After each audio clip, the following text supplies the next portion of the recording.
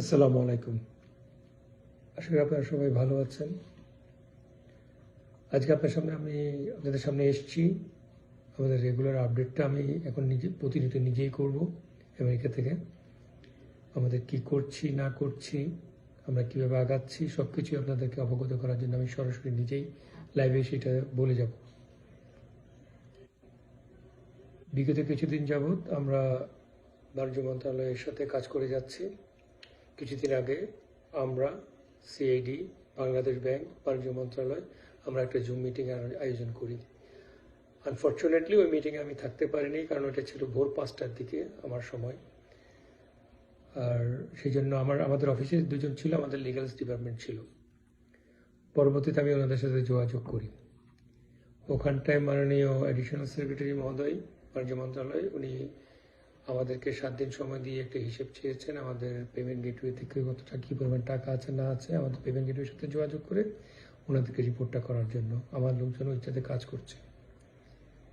এরকম আমি আপনাদেরকে বলেছিলাম, পেমেন্ট গেটওয়েতে টাকা থাকুক আর না থাকুক, আমরা কিন্তু নিজস্ব অর্থায়নে নিজস্ব জায়গা থেকে বা কোনো কাছ থেকে নিয়ে এসে বা লোন নিয়ে আপনাদের টাকা আমরা যা শুরু করবো ইনশাল্লাহ।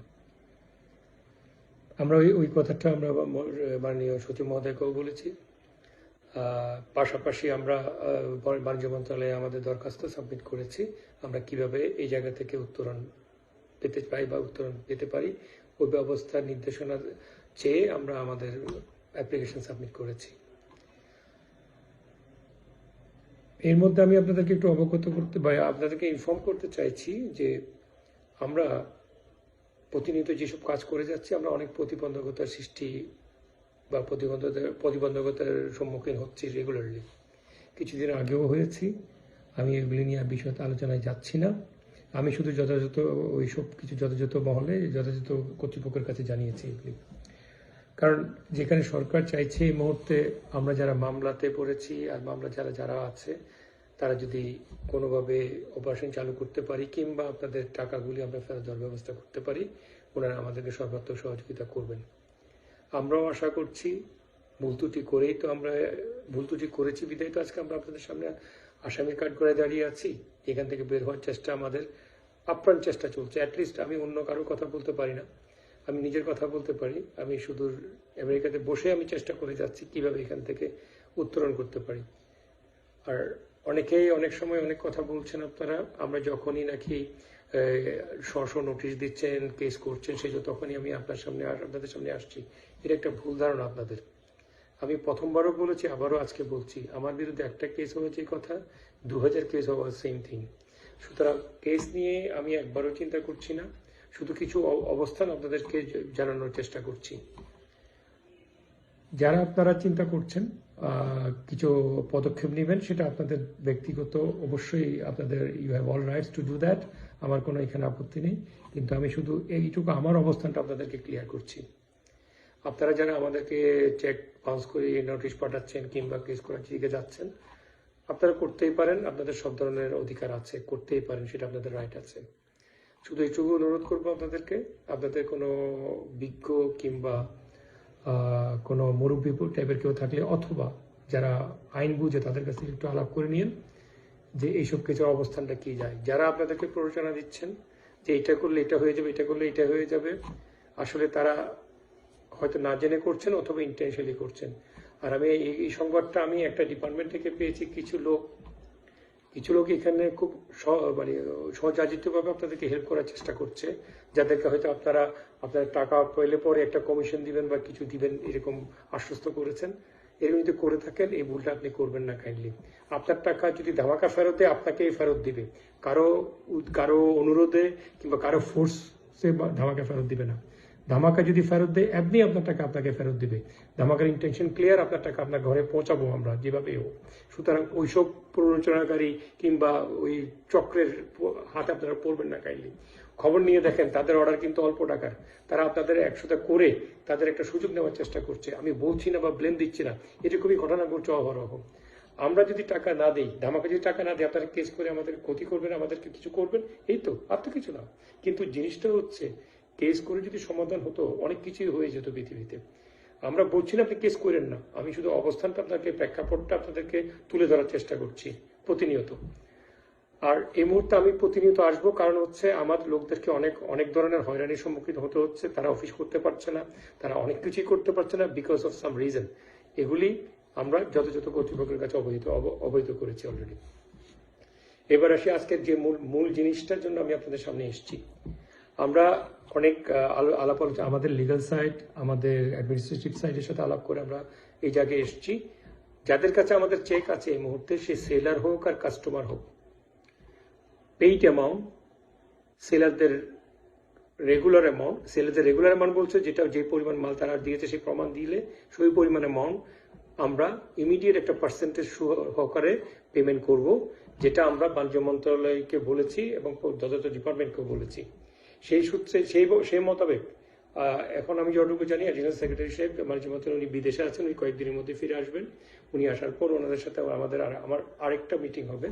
ওই মিটিংয়ে আমি অফিসিয়ালি এই প্রপোজালটা ওনাদেরকে অলরেডি দিয়ে রেখেছি। আবার বলবো যে চেক যাদের কাছে আছে তাদেরকে প্রায়োরিটি বেসিসে আমরা একটা পার্সেন্টেজ দিয়ে তাদের সাথে, আমরা থাকবো না ওখানে, মন্ত্রণালয়ের লোক থাকবে, অনেকেই থাকবে, তাদের মাধ্যমে আমরা তাদেরকে একটা পার্সেন্টেজ দিয়ে বাকিটা একটা অ্যাগ্রিমেন্ট উইথ চেক দিয়ে আপনাদের সাথে আমরা কাজ শুরু করবো, যেটা আমি আগে থেকে বলে আসছিলাম। এবং আমি এই জন্য সচিব মহোদয়কে বলেছি আমার অ্যাকাউন্ট আনফ্রিজ করার জন্য, সিএডিকেও বলেছি, বাংলাদেশ ব্যাংকেও বলা হয়েছে। সুতরাং এই ক্ষেত্রে আমরা যাদের চেক আছে প্রথমে সেলার এবং কাস্টমার, তাদেরকে প্রথমে প্রাধান্য দিব ইনশাল্লাহ। আর পরবর্তীতে আমরা যেটা করতে যাচ্ছি এরপর অনেক, এই যেমন আমাদের ডাবল টাকা ভাউচার, তারপরে কি যেন কিছু আমাদের প্রমোশনাল ওয়ার্ক ছিল, যেমন সিগনেচার কার্ড, এগুলি নিয়ে অনেক সমস্যা রয়েছে। এর আগে 8 জন অ্যাডমিনের সাথে আমার অনেকবার কথা হয়েছিল, ওনারাও বলেছিল যে এগুলি নিয়ে একটু সমস্যা। এগুলি আমাদের কিছু টার্নিং পয়েন্ট ছিল, ওগুলিকে আমরা ধাপে ধাপে ইমিডিয়েট সবাইকে কিছু একটা পেমেন্ট দিয়ে আমরা এই কাজটা এগিয়ে যাব। এর মধ্যে একটা ঘটনা বলি, কিছুদিন আগে আমাদের লিগাল টিমের সাথে, লিগাল অ্যাডভাইজারের সাথে কিছু কাস্টমারের রিপ্রেজেন্টেটিভ দেখা করেছিল। আমার লিগাল অ্যাডভাইজার বলেছিল যে উনি যে কথায় আছেন ওই কথায় আছেন, আপনার একটা পার্সেন্টেজ নিয়ে কাজ শুরু করি। তারা সরাসরি বলেছে তারা ওই পার্সেন্টেজ নিবে না। আমি জানি না ওনারা কিছুর উপর বেস করে 1000-2000 লোকের কথা ওনারা 2 জন বা 4 জন লোক বলে দিল, আমি সেটা জানি না।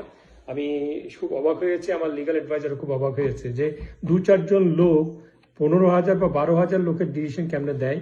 এটা আসলে জিনিসটা খারাপ। আমি আবার বলছি, আপনাদের টাকা ধামাকা যদি না দেয় আপনারা কেস করতে পারবেন, কিন্তু ধামাকা যদি দেয় আপনাদেরকে দিবে, কারো প্ররোচনায় বা কারো ভয়ে দিবে না, এটা মনে রাখবেন। এটা বারবার বলছি আমি আপনাদেরকে। আপনারা অনেক কষ্ট করেছেন, অনেক দিন সহ্য করেছেন, আমাদের অনেক কষ্ট করে যাচ্ছেন এখনো। অনেকেই আমি জানি, কিছুক্ষণ আগে এক ভদ্রলোক আমাকে ফোন করেছে, তাকে পানোদাররা গিয়ে ঘরে অনেক উল্টাপাল্টা করছে। এই কয়েকদিন আগে আমার এক বোন আমাকে ফোন করে কান্নাকাটি করছিল। আমি যতটুকু পারছি করছি, আমি কাউকে বলছি না যে আমি প্রত্যেকদিন করছি, আপনি ওনাদের কাছ থেকে খবর নিন। আমি কাউকে বলি না যে আপনারা এটা করেন ওইটা করেন। আমি চেষ্টা করছি আমার আনফ্রিজ অবস্থায় যেভাবে পারি, কারোর কাছে লোন নিয়ে হোক, যেভাবে হোক আমি দেওয়ার চেষ্টা করছি। তো আমার ইন্টেনশনটা আমি আর কতভাবে আপনাদেরকে বলবো জানি না। ইন্টেনশন যদি আমার খারাপই হতো, অনেক ঘটনা ঘটেছে বাংলাদেশের প্রেক্ষাপটে, সবাই জানে, যারা বিদেশে আসছে, আমাদের ই কমার্সের অনেকে বিদেশে আসছে, তারা এখন যোগাযোগই করছে না। কিন্তু আমি একমাত্র ব্যক্তি বোধহয় প্রথম দিন থেকে আজ পর্যন্ত কোনোদিন ফোন বন্ধ করিনি। আমি আপনাদের সাথে যোগাযোগ করার চেষ্টা করছি। এত কিছু করার পর, এত গালাগালি করার পরও আমি করে যাচ্ছি। এই নয় যে আমি আপনাদের কোনো অনুনয় করার চেষ্টা করছি। আমি রিয়েলিটি আপনাদেরকে সবসময় তুলে ধরার চেষ্টা করি। এখানে রিয়েলিটি তুলে ধরতে গেলে অনেক কিছুই ঘটে, অনেক কিছু হয়। আপনারা খেয়াল করবেন পার্টিকুলার কিছু ব্যক্তি, আমি যখন গতবার একটা লাইভ করলাম, 2-1 জন লোক ঘুরে ফিরে অনেক উল্টাপাল্টা করছে, এবং এই লোকগুলি কিন্তু অনেক জায়গায় অনেক কিছু করছে। আমি ওনাদের ব্লেম দিচ্ছি না, ওনারা হয়তো সাফার করছেন বিদায়। কিন্তু আমার একটা মাত্র প্রশ্ন ওনাদের কাছে, একটা কোম্পানি যখন বন্ধ হয়ে যায় বা ডিফল্টার হয়ে যায়, তার সহায় সম্পত্তি বুঝলাম নিলাম করে অনেক কিছুই করে, এটা lot of time and lot of procedure. ইবেলি যে কয়েকদিন আগে গাড়ি নিলাম হলো, সেটা তাদের অডিটের জন্য হয়েছে। অডিটের খরচ দিয়ে অডিট করবে এই কোম্পানি, সেই জন্য এই কাজটা ভ্যালু করার জন্য হয়েছে। এটা কিন্তু আপনাদের কোনো টাকা ফেরত দেওয়ার জন্য কিছু করে নেই। সুতরাং আপনারা এই ডেলিমাতে কেন থাকছেন? আপনারা কি মনে করেছেন আমি কিংবা আমার মতো যারা ব্যবসা করেছে তারা কোনো সেফগার্ডস বা কিছু ছাড়া ব্যবসা করতে এসছে? আমি যেমন কাউকে বিশ্বাস করে এই ব্যবসায় এসেছি, সেই যেমন আমাদেরকে 12টা বাজিয়ে চলে গেছে। এরকম অনেকের কোম্পানি অনেক জায়গায় হয়েছে, কিন্তু শেষ পর্যন্ত কোম্পানি তো সেটা বিয়ার করে। তাদেরকে একটু সুযোগ দিতে হবে তো, এক জায়গায় দাঁড়ানোর জন্য, এক জায়গায় কিছু কাজ করার জন্য। আপনারা যদি আমাদেরকে সুযোগ দেন তাহলে তো আমরা বেরিয়ে আসবো ইনশাল্লাহ। হয়তো সময় নেবে, কিন্তু আপনাদের হক আপনাদের ঘরেই পৌঁছাবে। একটা জিনিস মনে রাখবেন, দুটো জিনিস পৃথিবীতে অসম্ভব। একটা হচ্ছে রিজিক, আপনি এটা জানেন না আপনার রিজিক কোথায় কে করেছে, এটা উপরালাই জানে। একটা হচ্ছে মৃত্যু। এই মৃত্যু হবে অবধারিত, এখান থেকে আপনি বাঁচবেন না। এই মৃত্যু আপনার হবেই। সেই মৃত্যুটা যখন আপনি জানেন না কোথাও কি হবে, এইটুকু তো জানেন যে মৃত্যু হওয়ার পর একটা মানুষের আর কিছু করার থাকে না। ওই জিনিসটার জন্য, শুধুমাত্র ওই জিনিসটার জন্য এই লোকটা আপনাদের সামনে বারবার আসছে। আমি বলছি না আমার ফ্যামিলি ব্যাকগ্রাউন্ড কি, আমি বলছি না আমি কার ছেলে, আমি বলছি না আমি কার ওয়াইফ, আমি কার হাজব্যান্ড, আমি কার ভাই বোন। কি দরকার? খবরে শোয়াই দিলে সব সমান। ওখানে 3 হাত 3.5 হাত কাপড় ছাড়া কোনো কিছু নাই। আপনারা এটা মনে করতে পারেন আমার অনেক অভিনয় কিংবা কিছু, এটা আমার রিয়েলিটি। আমি আপনার সাথে কথা বলছি, আমার এখানে কোনো পেপারস নাই, আমি স্ক্রিপ্ট নিয়ে কথা বলি না। লেখাপড়া করে এইটুকু শিখেছি স্ক্রিপ্ট ছাড়া কথা বলা। আমার মন থেকে যা আসছে আপনাদের সাথে আমি তাই শেয়ার করছি। অনেকে দেখি কলম নিয়ে লিখে লিখে কথা বলে, আমি এটা পারি না। সুতরাং ওই যখন লিখনি দিয়ে কিছু কথা বলতে শিখিনি, মনের কথাই আপনাদেরকে বলছি, সবকিছু স্পষ্টই বলার চেষ্টা করছি। এখানে আপনারা যেভাবেই নেন, সেটা ভণ্ডামি মনে করেন, ভালো মনে করেন, সেটা আপনাদের ব্যাপার। কিন্তু আমার দায়িত্ব আপনাদেরকে রিয়ালিটি তুলে ধরা, আমি সবসময় তুলে দেব। এখানে যদি অনেকে অনেক কিছুই চিন্তা করেন, সেটা আপনাদের ব্যাপার।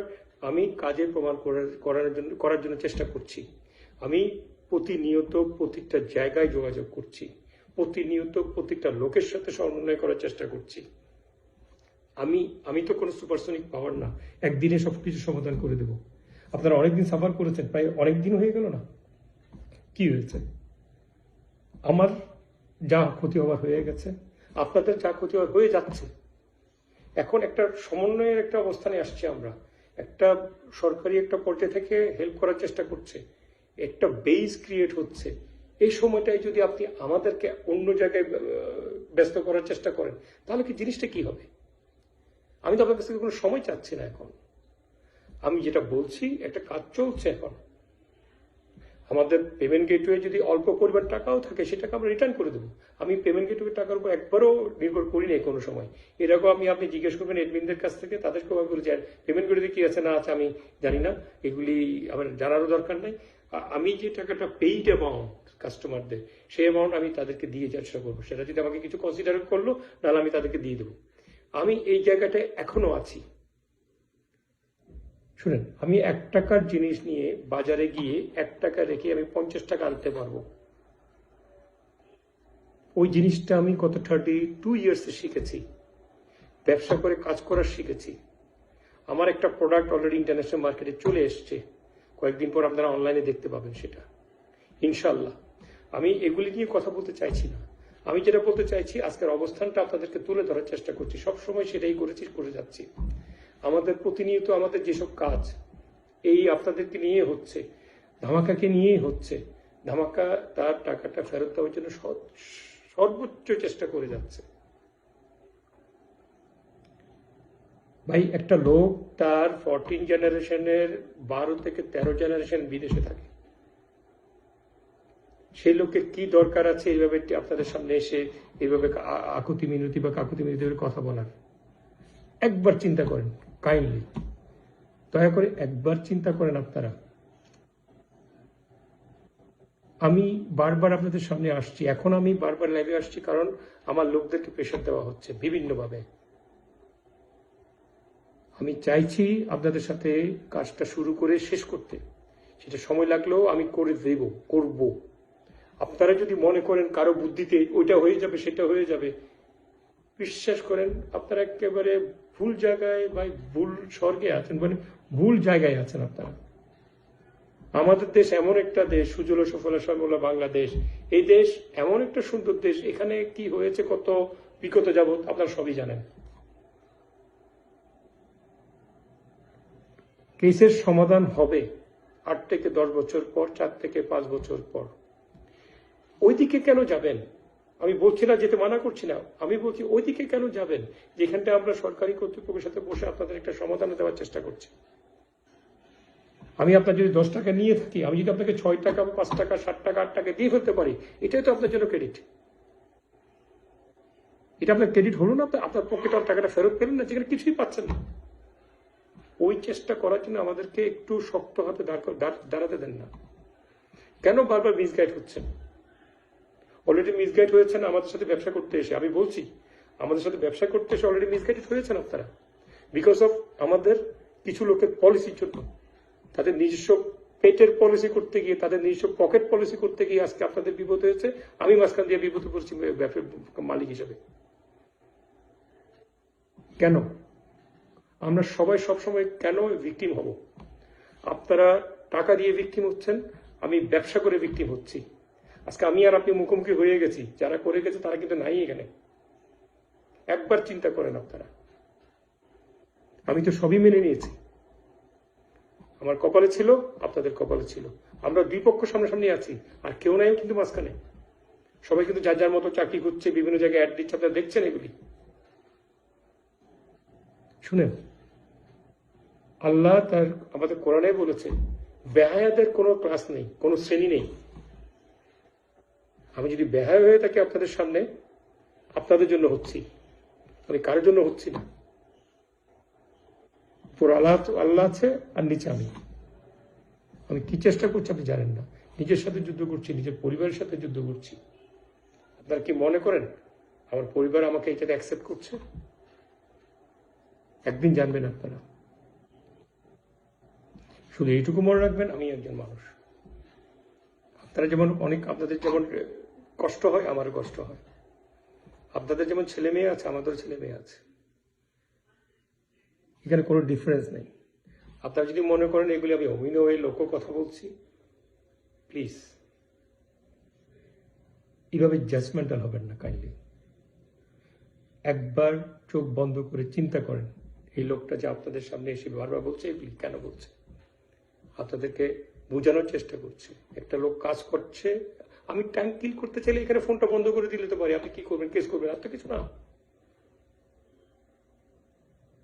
আপনি জিজ্ঞেস করেন, অ্যাটলিস্ট আমি এখান থেকে 50 থেকে 70টা প্রত্যেক দিন টেক্সট মেসেজের উত্তর দিই। যাই হোক, আমি আসলে মাঝে মাঝে একটু বেশি কথা বলছি আপনাদের সাথে, আমি জানি না একটা। যাই হোক, এগুলি আর ভুলে দরকার নেই। আমি আপনাকে আমার দায়িত্ব, নৈতিক দায়িত্ব আপনাদেরকে আপডেট করা প্রতিনিয়ত। আমি সেটা আপডেট করে যাব এবং আমি দায়িত্ব নিয়ে আপডেট করছি ইনশাল্লাহ। আমি যতটুকু পারি আপনাদের সাথে থাকবো।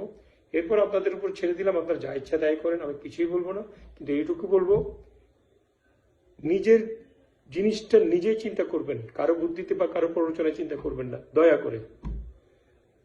আপনার ওয়াইফের সাথে বসেন, আপনার মার সাথে বসেন, আপনার আব্বার সাথে বসেন, আপনার বড় ভাইয়ের সাথে বসেন। যেসব লোকগুলি প্ররোচনা দিচ্ছে, সে আপনার কিছুই না, আপনার কিছুই না। সে তারা আপনার পাশেও নেই, আশেপাশেও থাকবে না। আপনি না খেয়ে থাকলেও এসে বলবে না কিছু। ওইসব লোকের বুদ্ধি শুনবেন না, দয়া করে। আমি আমার জন্য বলছি না, আপনাদের জন্য আমি বলছি। আমার কথা আপনার এখন ভালো লাগবে না, যেহেতু আমাদের কাছ থেকে আপনারা টাকাটা পাচ্ছেন।